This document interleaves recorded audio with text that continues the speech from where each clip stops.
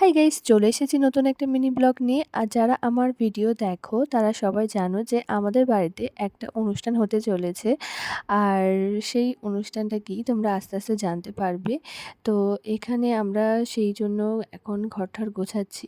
আর ওপরে প্যান্ডেল মোটামুটি হয়ে গেছে, নিচে এই যে গোছাচ্ছি, পুটু আমাদের সাথে গোছাচ্ছে। তো ঘর তো অনেকদিন ধরেই গোছানো শুরু হয়ে গেছে। তো এখানটায় আসল অনুষ্ঠানটা হবে, তাই এখানটায় ভালো করে গুছিয়ে নিচ্ছি। আর এখানে এই যে জানলার পর্দার তারপরে দরজার পর্দা, এগুলো সব আমি ভাঁজ করে রেখেছিলাম, ধুয়ে রেখেছিলাম, ভাঁজ করে রেখেছিলাম।